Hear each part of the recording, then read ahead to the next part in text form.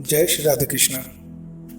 दोस्तों, श्रद्धा और विश्वास दोनों एक ही पेड़ के फूल हैं। उस पेड़ का नाम है भक्ति। आज का प्रसंग एक ऐसे भक्त के ऊपर है।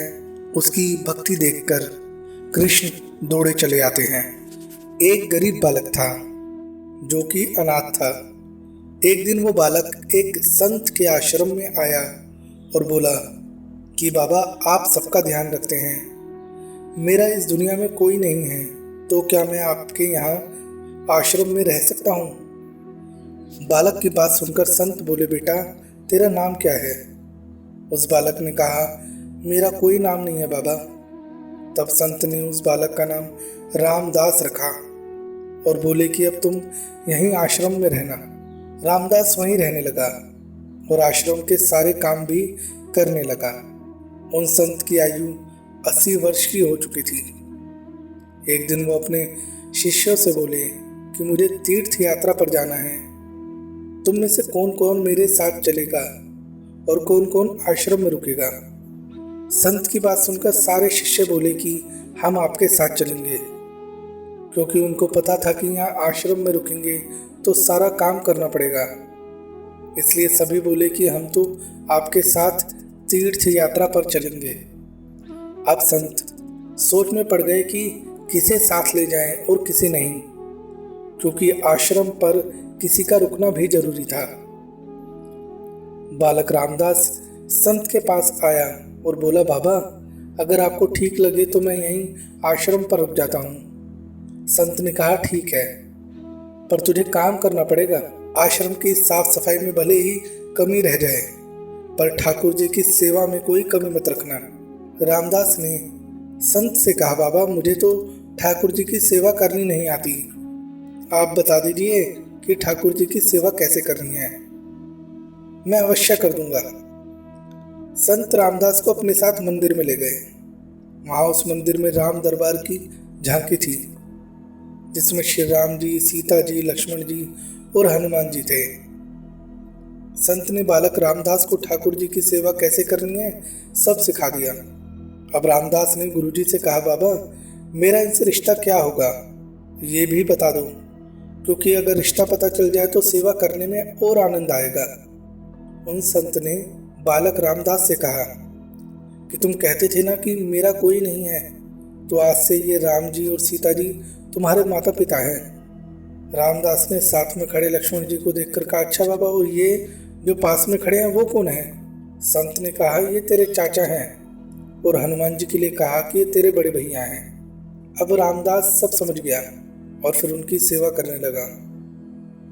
संत शिष्यों के साथ यात्रा पर चले गए और आज सेवा का पहला दिन था।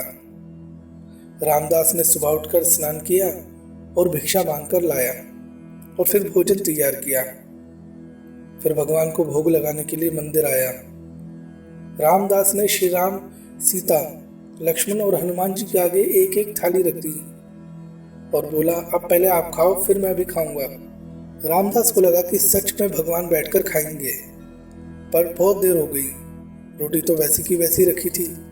तब बालक रामदास ने सोचा, नया नया रिश्ता बना है तो शर्मा रहे होंगे। रामदास ने पर्दा लगा दिया। बाद में खोलकर देखा तब भी खाना वैसे का वैसा ही पड़ा था। अब तो रामदास रोने लगा कि मुझसे सेवा में कोई गलती हो गई, इसलिए खाना नहीं खा रहे हैं, और ये नहीं खाएंगे तो मैं भी नहीं खाऊंगा और मैं भूख से मर जाऊंगा, इसलिए मैं तो अब पहाड़ से कूद कर ही मर जाऊंगा। रामदास मरने के लिए निकल जाता है। तब भगवान राम जी हनुमान जी को कहते हैं, हनुमान जाओ उस बालक को लेकर आओ और बालक से कहो कि हम खाना खाने के लिए तैयार हैं। हनुमान जी जाते हैं और रामदास कूदने ही वाला होता है कि हनुमान जी पीछे से पकड़ लेते हैं और बोलते हैं, क्या कर रहे हो? रामदास कहता है, आप कौन? हनुमान जी कहते हैं, मैं तेरा भैया हूँ, इतनी जल्दी भूल गए? रामदास कहता है, अब आए हो, इतनी देर से वहाँ बोल रहा था कि खाना खा लो, तब आए नहीं, अब क्यों आ गए? तब हनुमान जी बोले, पिताश्री का आदेश है, अब हम सब साथ बैठकर खाना खाएंगे। फिर राम जी, सीता जी, लक्ष्मण जी, हनुमान जी साक्षात बैठकर भोजन करते हैं। इसी तरह रामदास रोज उनकी सेवा करता और भोजन करता। अब सेवा करते करते 15 दिन हो गए। एक दिन रामदास ने सोचा कि कोई भी माँ बाप हो वो घर में काम तो करते ही हैं, पर मेरे माँ बाप तो कोई काम नहीं करते, सारे दिन खाते रहते हैं। मैं ऐसा नहीं चलने दूंगा। रामदास मंदिर जाता है और कहता है, पिताजी कुछ बात करनी है आपसे।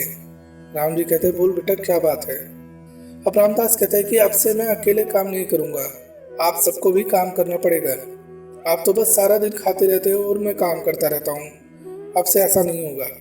राम जी कहते हैं, तो फिर बताओ बेटा हमें क्या काम करना है।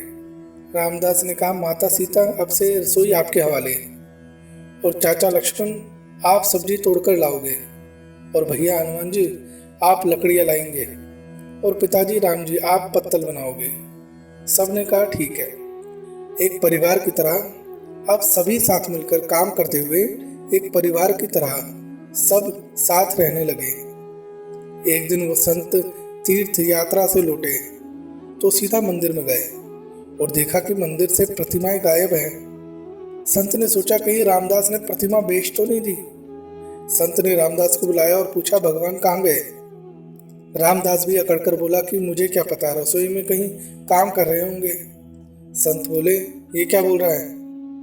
रामदास ने कहा, बाबा मैं सच बोल रहा हूँ, जब से आप गए हैं ये चारों काम में लगे हुए हैं। वो संत भागकर रसोई में गए और सिर्फ एक झलक देखी कि सीता जी भोजन बना रही हैं, राम जी पत्तल बना रहे हैं, और फिर वो गायब हो गए और मंदिर में विराजमान हो गए।